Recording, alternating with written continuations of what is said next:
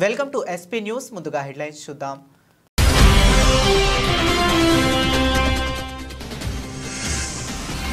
నెలకు ఒక యుద్ధం చెప్పున ఆపేశారట. ట్రంప్కు నోబెల్ ప్రైజ్ ఇవ్వాల్సిందేనంటున్న వైట్ హౌస్.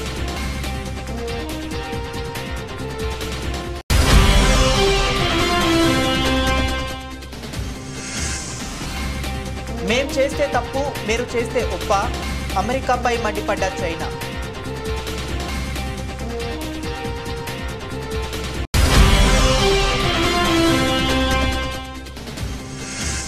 డొనాల్డ్ ట్రంప్కు నోబెల్ ప్రైజ్ ఇవ్వాల్సిందేనట. ఎందుకో తెలుసా?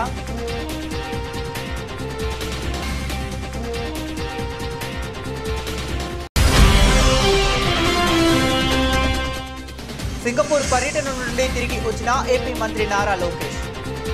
తెలంగాణ ప్రయోజనాలకు టీడీపీ ఎప్పుడు అడ్డుపడుతుందని ఉద్ఘాటన.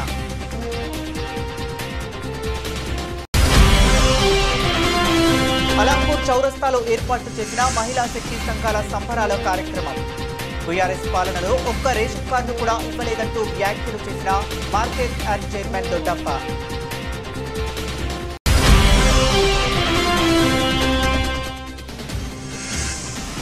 నారా లోకేష్ వ్యాఖ్యలపై సీఎం ఎందుకు నోరు మెదపడం లేదు? రేవంత్ కు హరీష్ రావు సూటి ప్రశ్న.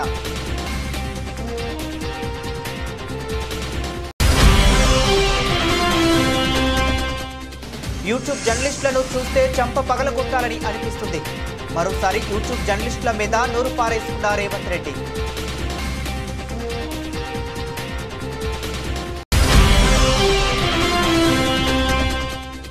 నెల్లూరులో జగన్ పర్యటన మీద 3 కేసుల్ని కూటమి ప్రభుత్వం నమోదు. వైఎస్ఆర్సీపీ అధికార ప్రతినిధి కారుమూరు వెంకటరెడ్డి ఆరోపణ.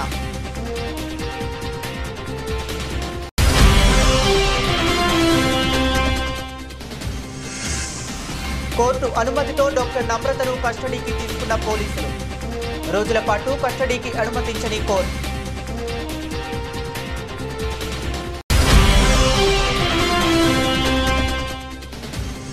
ఎమ్మెల్యే క్యాంపు కార్యాలయంలో బర్లను కట్టి నిరసన తెలిపిన రైతు. బర్ల షెడ్డు అన్యాయంగా కూల్చివేశారని బర్లను తీసుకువెళ్లి నిరసన తెలిపిన రైతులు. ఇక డీటెయిల్స్ చూస్తే, తమ అధ్యక్షుడు డొనాల్డ్ ట్రంప్కు నోబెల్ శాంతి బహుమతి ఇవ్వాల్సిందేనని అమెరికా మరోసారి డిమాండ్ చేసింది. తాజాగా థాయిలాండ్, కంబోడియాల మధ్య కాల్పుల విరమణ ఒప్పందం కుదుర్చుకున్నట్టు మలేషియా ప్రధాని అన్వర్ ఇబ్రహీం ప్రకటించిన నేపథ్యంలో వైట్ హౌస్ స్పందించింది. ఈ మేరకు వైట్ హౌస్ మీడియా కార్యదర్శి కరోలిన్ లివెట్ గురువారం మీడియాతో సమావేశంలో మాట్లాడుతూ నోబెల్ శాంతి బహుమతికి ట్రంప్ అన్ని విధాలా అర్హుడేనని చెప్పారు. ఈజిప్ట్, ఇథియోపియా మొదలుకొని తాజాగా థాయిలాండ్, కంబోడియాల దాకా తన అధ్యక్షుడు ట్రంప్ సగటున నెలకు ఓ యుద్ధాన్ని నిలువరించారని కరోలియన్ పేర్కొన్నారు. దాడులు, ప్రతిదాడులతో రగిలిపోతున్న దేశాలను శాంతింపజేశారని వివరించారు. ఆయా దేశాల అధ్యక్షులు, ప్రధానమంత్రులకు ఫోన్ చేసి యుద్ధం ఆపేయాలని హెచ్చరించారని తెలిపారు. ట్రంప్ జోక్యం వల్లే Thailand, Cambodia, Israel, Iran, Rwanda, Congo, India, Pakistan, Serbia, Kosovo, Egypt, Ethiopia దేశాల మధ్య యుద్ధాలు ఆగాయని చెప్పారు. ట్రంప్ జోక్యం చేసుకోకుంటే ఈ యుద్ధాల వల్ల భారీ ప్రాణ నష్టం, ఆస్తి నష్టం సంభవించేదని కరోలిన్ పేర్కొన్నారు.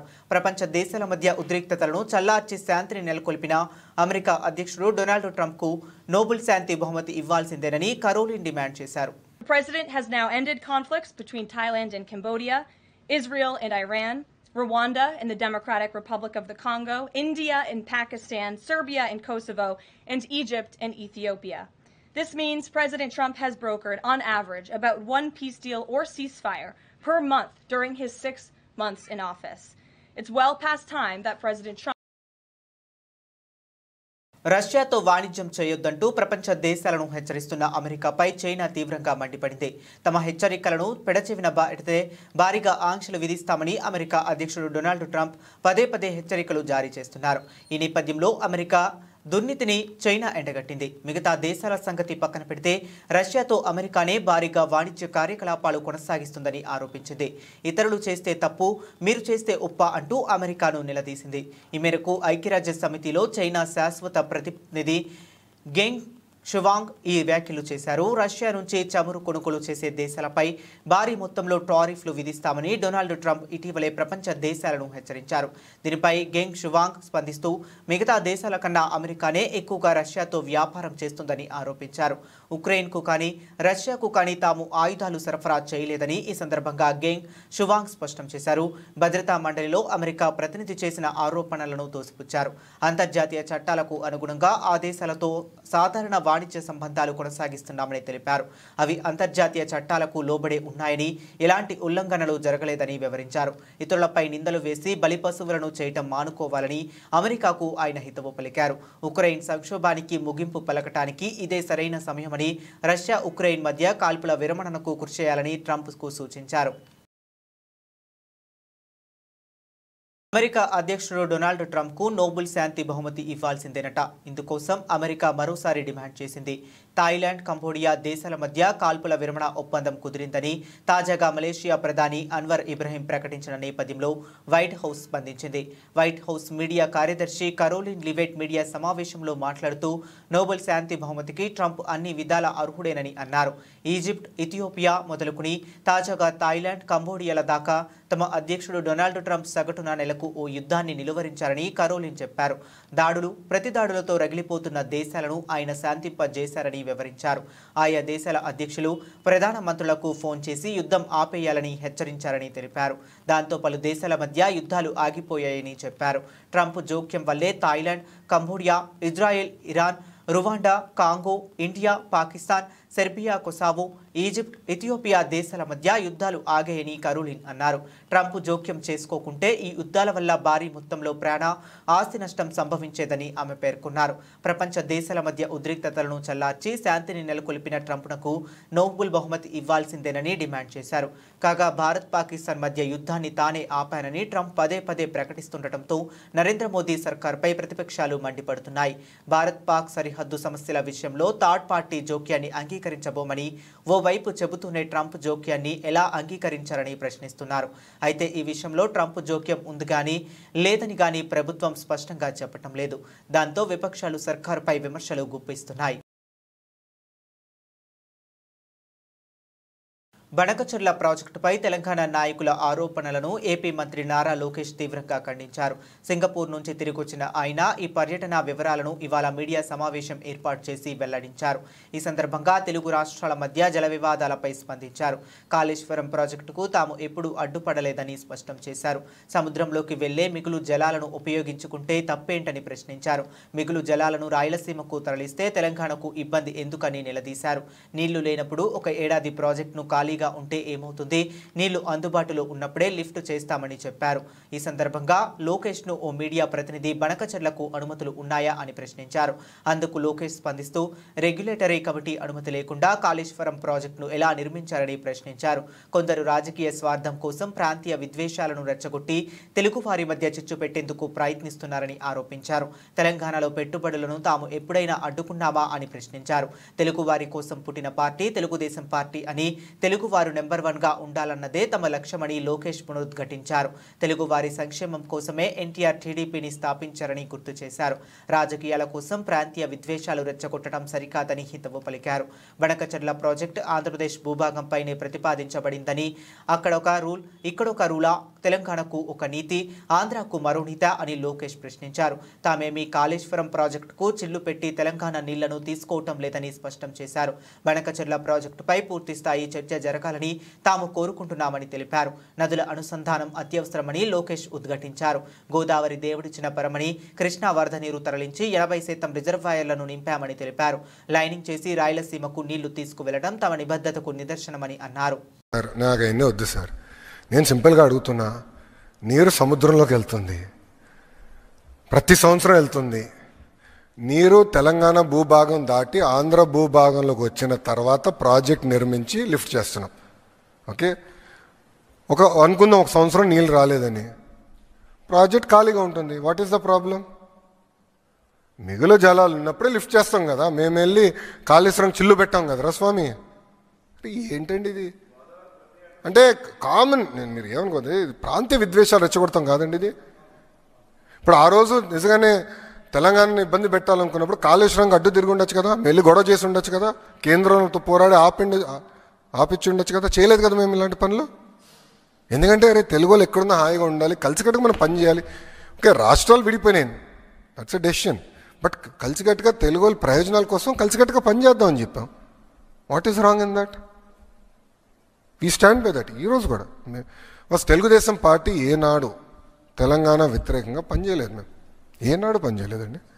Last 10 years we have never worked against and we will not work. ఎందుకు చేయాలి? అందరం కలిసికట్టుగా పని చేయాలి, అందరం కలిసికట్టుగా ముందరికి వెళ్ళాలి. That's our agenda.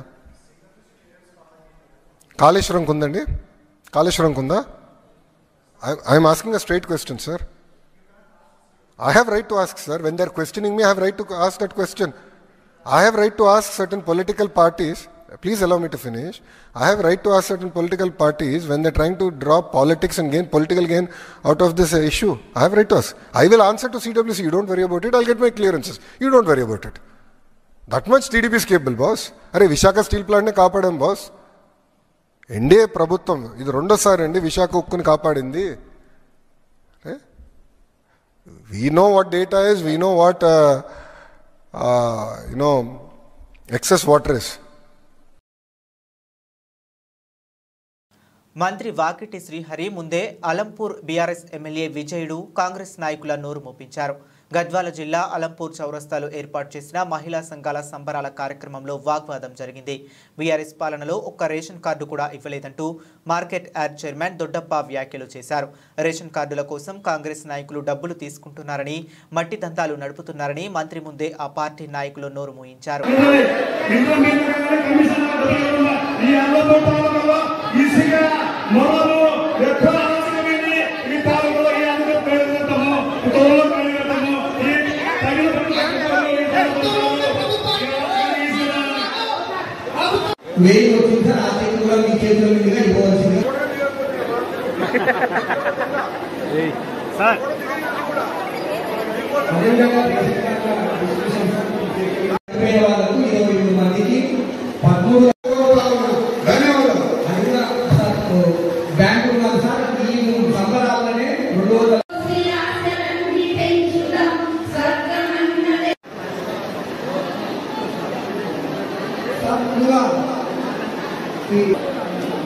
అందరూ కూడా దయచేసి స్థానిక నల్లపూరు నియోజకవర్గ ఎంపీలు, ఎంఆర్ఓ గారు, తర్వాత మండల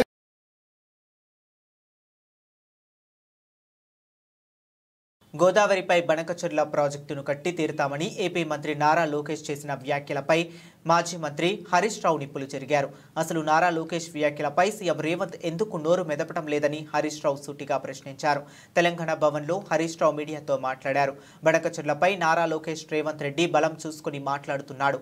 బీజేపీ మా చేతుల్లో ఉంది, మేం ఏం చెప్తే అది చేస్తారనే ధైర్యంతో ఆడిందే ఆట పాడిందే పాట అనే ఒక ధైర్యంతో మాట్లాడుతున్నారన్నారు. లోకేష్ బనకచెర్ల ప్రాజెక్టు కట్టి తీరుతాం, అనుమతులు తెచ్చి తీరుతాం అని మాట్లాడితే కాంగ్రెస్ ప్రభుత్వం ఎందుకు స్పందించడం లేదు? సీఎం రేవంత్ రెడ్డి, ఇరిగేషన్ మంత్రి ఉత్తమ్ కుమార్ రెడ్డి ఎవరు మాట్లాడరు ఖండించారు. దీన్ని బట్టి కాంగ్రెస్, టీడీపీ, బీజేపీ లోపాయికారి ఒప్పందం చేసుకున్నారని అర్థమవుతుందని మీ చీఫ్ సెక్రటరీ గోదావరి బనకచెర్ల ఎజెండాలో ఉంటే మీటింగ్ రామ్ అని లేఖ రాశారు. మీరేమో రాత్రికి రాత్రి ఢిల్లీకి పోయి మొదటి అంశం గోదావరి బనకచెర్ల ఉంటే కూడా మీ ఆ మీటింగ్లో పాల్గొంటారు. కమిటీ వేయటానికి ఒప్పుకొని వస్తారు. మీ ధైర్యం చూసుకొని లోకేష్ మాట్లాడారు. ఎవడు అడ్డొచ్చినా కట్టి తీరుతాం అని లోకేష్ అంటున్నారు. మరి నారా లోకేష్ వ్యాఖ్యలపై ఈ రాష్ట్ర ప్రభుత్వం ఎందుకు నోరు మూసుకుంది? చంద్రబాబు బుల్డోజింగ్ విధానాలకు కాంగ్రెస్, బీజేపీ వంత పాడుతున్నాయి. మీరు సహకరించడం వల్లే లోకేష్ ధైర్యంగా మాట్లాడుతున్నారు అని హరీష్ రావు నిప్పులు చెరిగారు. రేవంత్ రెడ్డి ఏం మాట్లాడుతుండు? అసలు వాళ్ళు బనకచెర్ల కడతామంటే కదా నేను అడ్డు చెప్పేది అంటుండు. మనం ఏమన్నా ఢిల్లీలో బనకచెర్ల ప్రాజెక్టు వాళ్ళు కడతామంటే కదా నేను అడ్డు చెప్పేది అని చంద్రబాబు నాయుడు పేలవంగా బేలముఖం వేసుకొని మాట్లాడుతుండు. వాడు కట్టే తీరుతా, ఎవడు అడ్డం వస్తాడో రండ్రాబాయ్, నేను అనుమతులు ఎట్లా దేవాలనో నాకు తెలుసు అని వాడు మాట్లాడుతుండు. నువ్వేం మాట్లాడుతున్నావు? రేవంత్ రెడ్డి వాడు అడమే చెప్తలేడు, ఎజెండాలో లేదని ఒక అబద్ధం మాట్లాడు. వాళ్ళు కడతామంటే కదా నేను అడ్డు చెప్పేది అని ఇంకొక వైపు మాట్లాడతాడు. అంటే ఈ మాటల్ని చూస్తూ ఉంటే రేవంత్ రెడ్డి ఆల్రెడీ సెటిల్ అయిపోయిండు. గురుదక్షిణ చెల్లించుకునే పనిలో ఇవాళ రేవంత్ రెడ్డి ఉన్నట్టుగా మాకు అర్థమవుతా ఉంది. మేమేమన్నా కాళేశ్వరంకు పొక్కగొట్టి తీసుకుపోతున్నామా? ఏమైనా పొక్కగొట్టేందుకు ఇదేమన్నా శ్రీశైలం ప్రాజెక్టా పోతిరెడ్డిపాటు ప్రాజెక్టా, ఇదేమన్నా ఉమ్మడి ఆంధ్రప్రదేశా? పొక్కగొట్టేది ఉంటే ఇది లిఫ్ట్ ఇరిగేషన్ కదా, ఇది పొక్కగొట్టే ప్రాజెక్ట్ కాదు కదా. Kaleshwaram is lift irrigation project. ఎత్తిపోతల ప్రాజెక్టుకు పొక్కగొట్టుడో చిల్లుగొట్టుడో ఉండదు. అదేవిధంగా ఇవాళ బనకచెర్ల కట్టి తీరుతామని మీరు అంటున్నారు. బనకచెర్ల అడ్డుకొని తీరుతాం మేము. మాకు అడ్డుకోవడం కూడా తెలుసు, ఎట్లా అడ్డుకోవాలో కూడా మాకు తెలుసు. మీరు కట్టి తీరుతామని మీరు మాట్లాడినంత మాత్రాన ఈ దేశంలో రాజ్యాంగం ఉన్నది, సుప్రీంకోర్టు ఉన్నది, ఈ దేశంలో కాన్స్టిట్యూషన్ ఒకటి ఉన్నది. నీ ఇష్టం వచ్చినట్టుగా ఏదో 10 మంది ఎంపీలు చేతులు ఉన్నారు కదా, ఢిల్లీలో బీజేపీ గవర్నమెంట్ చేతులు ఉంది కదా అంటే, ఈ దేశంలో కొన్ని హక్కులు ఉన్నాయి, కొన్ని చట్టాలు ఉన్నాయి, కోర్టులు ఉన్నాయి. మాకు కూడా తెలుసు దాన్ని ఎట్లా అడ్డుకోవాలనో. ఎందుకు అంటే మేమేమి మీ ప్రాజెక్టులు అడ్డుకోవాలని మాకేం కాదు, కానీ మా హక్కుల సంగతి మాట్లాడుతున్నాం మేము. మా ఇలు రానుడు కూడా జర్నలిస్ట్ అని అంటాడు. వాడి పేరు పక్కన జర్నలిస్ట్ అని పెట్టుకుంటారు. వాడి ఇంటి పేరు అయినట్లు మమ్మల్ని ప్రశ్నించే వారిని సపరేట్ చేయండి. ఆవారాగా రోడ్ల మీద తిరుగుతూ తిట్లు తిడుతూ అసభ్యకరంగా మాట్లాడేవాడు జర్నలిస్ట్ అని సోషల్ మీడియాలో చెప్పుకుంటున్నాడు. మీ పక్కన వారిని కూర్చొనివ్వకండని రేవంత్ రెడ్డి అన్నారు. పత్రికా సమావేశాలకు కూడా ఎవరు పడితే వాడు లోపలికి వచ్చేసి మీకంటే ముందల కూర్చోలో కూర్చుంటాడు. ఇంతకుముందు నేను చూస్తాను, ఒక 15 సంవత్సరాల క్రితం నేను ప్రజాప్రతినిధిగా ఎన్నికైనప్పుడు పత్రికా సమావేశాలు పెడితే సీనియర్ రాగానే సీనియర్ జర్నలిస్ట్ ఏ పేపర్ అన్నా ఉండని, లేకపోతే ఏ టీవీ అన్నా ఉండని, జూనియర్స్ ఎవరైనా ఉంటే సీనియర్స్ వస్తే ముందల సీట్లో కూర్చున్న వాళ్ళు కూడా లేచి వాళ్ళకి సీట్ ఇచ్చి వెనక్కి వెళ్ళి కూర్చున్న వాళ్ళు, ఒకవేళ సీట్ లేకపోతే పక్కకు నుంచొని నోట్ చేసుకునేది. ఒక బాధ్యత, ఒక గౌరవం, ఒక మర్యాద. వాళ్ళ యాజమాన్యాలు ఎవరున్నా జర్నలిస్టుని ఒక గౌరవించుకునే పరిస్థితి ఉండే. ఇప్పుడు ఆ పరిస్థితి పూర్తిగా దెబ్బతిన్నది. వాడు ఖాళీగా ఉంటాడు కాబట్టి 3 గంటల ముందే వచ్చి ముందల కుర్చీలో కూర్చుంటాడు, కాలు మీద కాలు వేసుకొని. వాడికి ఆ వచ్చిన సీనియర్ జర్నలిస్టు వాళ్ళ జీవితాన్ని మొత్తం జర్నలిజంలో కలిపినరు. వాళ్ళు సిన్సియర్గా ప్రజా సమస్యల్ని విశ్లేషించడానికి, పరిశోధనలు చేయడానికి, వాళ్ళ జీవితాన్ని, ఆరోగ్యాన్ని ఫనంగా పెట్టి, కుటుంబాలను కూడా ఫనంగా పెట్టి, ప్రజల సమస్యలను తెలుసుకోవడానికి ఎక్కడెక్కడనో మారుమూల ప్రాంతాలకు వెళ్ళి రోజుల కొద్దీ ప్రజలలో మమేకమయ్యే ఆ సమస్యల్ని తెలుసుకొని వాళ్ళు రాసిందన్న సంగతి, పాలకులు చేస్తున్న తప్పులను పట్టుకోవడానికి నిరంతరం శ్రమించి విశ్లేషించి, మన ప్రాంతంలో జరిగిన విద్యుత్ ఉద్యమాల వెనుక ఇంత కఠోరమైన దీక్ష జర్నలిస్టులది ఉన్నది.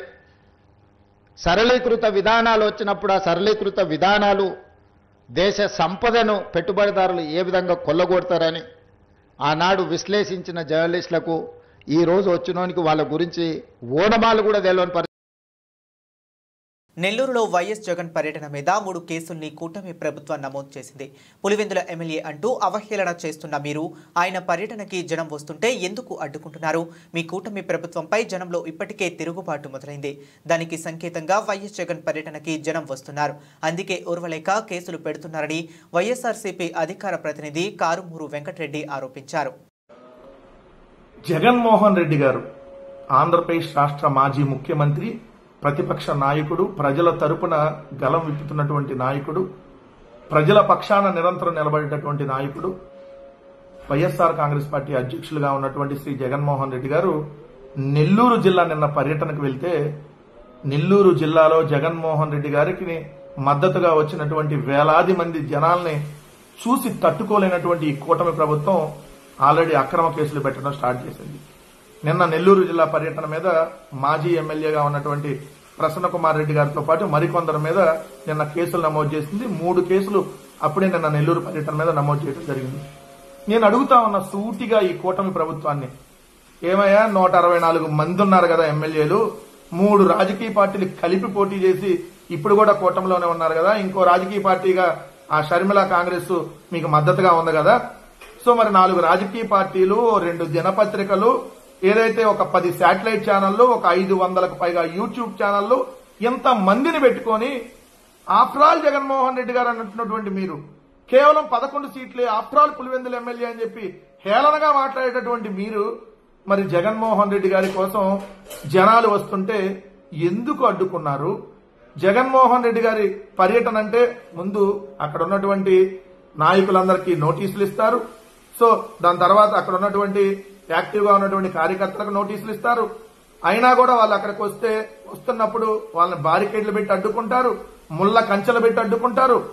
ఆఖరికి రోడ్లు కూడా దోవేస్తున్నారు. జగన్మోహన్ రెడ్డి గారు వస్తుంటే ఏదైతే ఆయన పర్యటనకు జనాలు రాకూడదని చెప్పి, సరే అక్కడికి వచ్చినటువంటి జనాలని ఏదో విధంగా అక్కడ జనం వస్తే వాళ్ళ మీద లాఠీ చార్జ్ చేస్తున్నారు. వచ్చి మీటింగ్ అయిపోయి వెళ్ళిపోయిన తర్వాత, లేదంటే ఆ పర్యటన అయిపోయి వెళ్ళిపోయిన తర్వాత అక్కడికి వచ్చినటువంటి వాళ్ళ మీద కేసులు పెడుతున్నారు, అరెస్టులు చేస్తున్నారు. ఇన్ని రకాల కుట్రలు.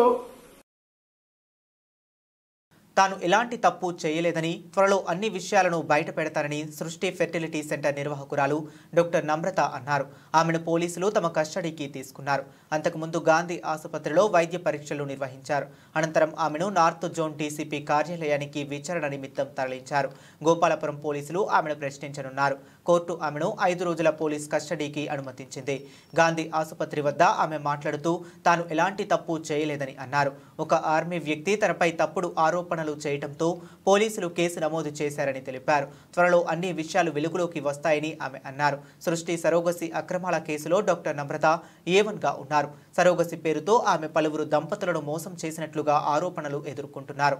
ఏజెంట్ల సాయంతో అసోంకు చెందిన మహిళల నుండి పిల్లలను కొనుగోలు చేసి తీసుకువచ్చి ఆయా దంపతులకు వారి బిడ్డలుగా అప్పగించేవారని ఆరోపణలు ఉన్నాయి. నిబంధనలకు విరుద్ధంగా వీర్యం, అండాలు సేకరించి ఇతర రాష్ట్రాల్లో విక్రయించారు. ఎమ్మెల్యే క్యాంపు కార్యాలయంలో బర్లను కట్టి నిరసన తెలిపిన రైతు భూపాలపల్లి కాంగ్రెస్ ఎమ్మెల్యే గండ్ర సత్యనారాయణరావు క్యాంపు కార్యాలయంలో బర్రెలను కట్టేసి నిరసన తెలిపిన పాడి రైతు దంపతులు.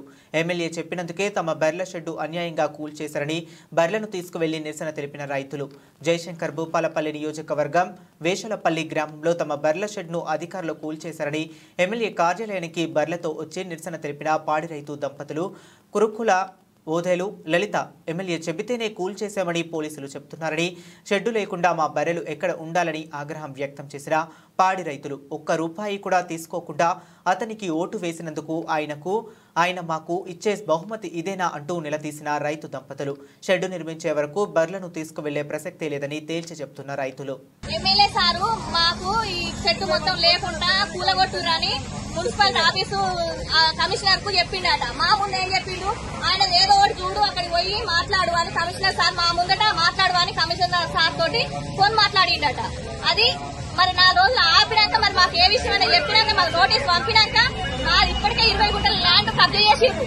మిగతా 8 గుంటలు కూడా దాన్ని దారని ఇప్పుడు ఎమ్మెల్యే సార్ పాత్ర ముందట పెట్టుకొని వాళ్ళు మొత్తం కూలగొట్టు పడేసిండ్రు. ఈ ఏప్రిల్, జూన్ త్రైమాసికంలో భారత్ గోల్డ్ డిమాండ్ వార్షిక ప్రాతిపదికన 10% తగ్గి 134.9 టన్నులకు పరిమితమైందని ప్రపంచ స్వర్ణ మండలి WGC గురువారం విడుదల చేసిన నివేదికలో వెల్లడించింది. గత ఏడాది ఇదే కాలానికి పసిడి గిరాకీ 149.7 టన్నులుగా నమోదైంది. విక్రయాల విలువ పరంగా చూస్తే ఈ జూన్తో ముగిసిన త్రైమాసికంలో బంగారం డిమాండ్ 30% పెరిగి 1,21,800 కోట్లకు చేరింది. క్రితం సంవత్సరంలో ఇదే సమయానికి డిమాండ్ విలువ 93,850 కోట్లుగా నమోదైంది. సమీక్షా కాలంలో బంగారం ధర తొలిసారిగా 1,00,000కు చేరడంతో గిరాకీ పరిమాణం తగ్గినప్పటికీ విలువలో వృద్ధి నమోదైందని WGC regional CEO India Sachin Jain అన్నారు. ఈ ఏడాది ప్రథమార్థం జనవరి, జూన్లో బంగారం గిరాకీ దాదాపు 253 టన్నులుగా ఉండగా పూర్తి ఏడాదికి గిరాకీ 600 నుండి 700 టన్నుల స్థాయిలో ఉండవచ్చని ఆయన అంచనా వేశారు. అధిక ధరల కారణంగా జూన్ క్వార్టర్లో స్వర్ణాభరణాల విక్రయాలు 17% తగ్గి 88.8 టన్నులకు పరిమితమయ్యాయి. 2024లో ఇదే కాలానికి 106.5 టన్నుల సేల్స్ జరిగాయి. గోల్డ్ జ్యువెలరీ విక్రయాల విలువ మాత్రం 20తో వృద్ధితో 80,150 కోట్లుగా నమోదైంది. ఈ ఏప్రిల్, జూన్లో బంగారంలో పెట్టుబడులు 7% పెరిగి 46.1 టన్నులకు చేరగా పెట్టుబడుల విలువ ఏకంగా 54% వృద్ధితో 41,650 కోట్లుగా నమోదైంది. పసిడి దీర్ఘకాలంలో మెరుగైన ప్రతిఫలాలు అందించగలదన్న ఇన్వెస్టర్ల నమ్మకాన్ని ఇది నొక్కి చెబుతుందని సచిన్ జైన్ అన్నారు. Team India spinner Yuzvendra Chahal social media influencer అయిన ధనశ్రీ వర్మతో విడాకులు తీసుకున్న విషయం తెలిసిందే. 2020లో వివాహ బంధంలోకి అడుగుపెట్టిన ఈ జంట ఇటీవలే విడాకులు తీసుకున్నారు. ఈ నేపథ్యంలో తనపై వచ్చిన విమర్శల గురించి తాజాగా రాజ్ షమాని పాడ్కాస్ట్లో చాహల్ మాట్లాడారు. కొందరు తనపై మోసగాడి ముద్ర వేశారని ఈ సందర్భంగా చాహల్ ఆవేదన వ్యక్తం చేశాడు. విడాకుల తర్వాత ఎన్నో విమర్శలు, విడాకులు తీసుకున్న తర్వాత నాపై చాలా విమర్శలు వచ్చాయి. చాలా మంది నన్ను మోసగాడిగా పేర్కొన్నారు. మహిళలను గౌరవించడం రాదన్నారు. కానీ నాకు 2 అక్కలు ఉన్నారు. వాళ్లతోనే పెరిగాను. మహిళల పట్ల గౌరవంగా ఎలా ఉండాలో నాకు బాగా తెలుసు.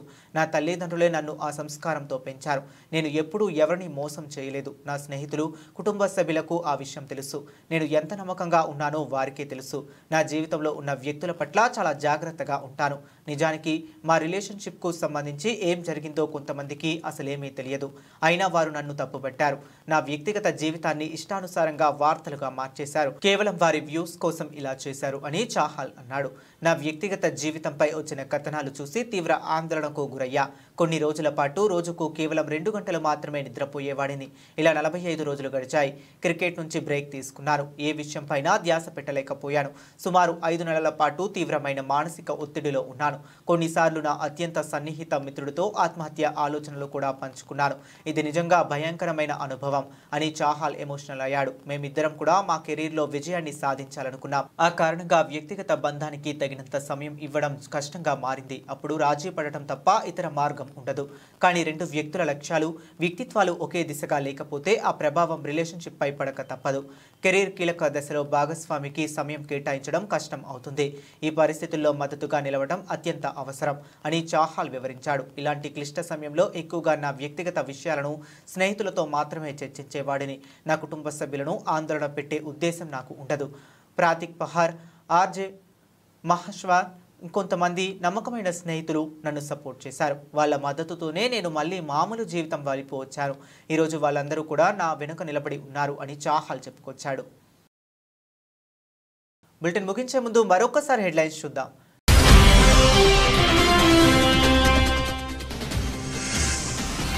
నెలకు ఒక యుద్ధం చెప్పున ఆపేశారట. ట్రంప్కు నోబెల్ ప్రైజ్ ఇవ్వాల్సిందేనంటున్న వైట్ హౌస్.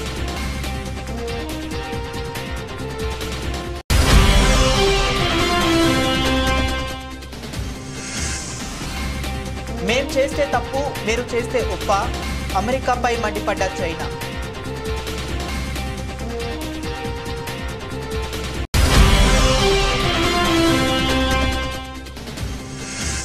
డొనాల్డ్ ట్రంప్కు నోబెల్ ప్రైజ్ ఇవ్వాల్సిందేనట. ఎందుకో తెలుసా?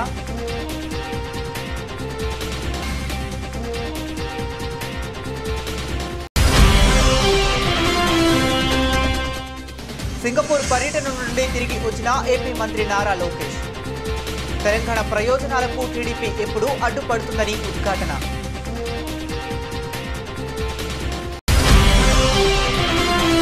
అలంపూర్ చౌరస్తాలో ఏర్పాటు చేసిన మహిళా శక్తి సంఘాల సంబరాల కార్యక్రమం. టీఆర్ఎస్ పాలనలో ఒక్క రేషన్ కార్డు కూడా ఇవ్వలేదంటూ వ్యాఖ్యలు చేసిన market yard chairman Doddappa.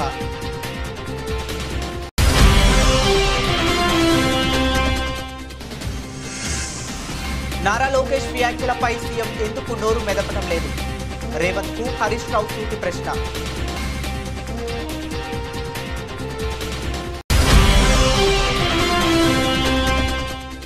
YouTube జర్నలిస్టులను చూస్తే చంప పగలగొట్టాలని అనిపిస్తుంది. మరోసారి యూట్యూబ్ జర్నలిస్టుల మీద నోరు పారేసుకున్న రేవంత్ రెడ్డి.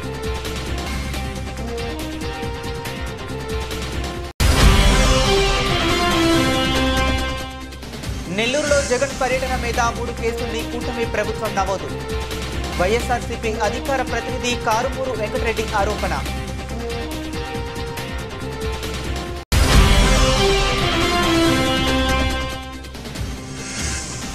కోర్టు అనుమతితో డాక్టర్ నమ్రతను కస్టడీకి తీసుకున్న పోలీసులు. రోజుల పాటు కస్టడీకి అనుమతించని కోర్టు.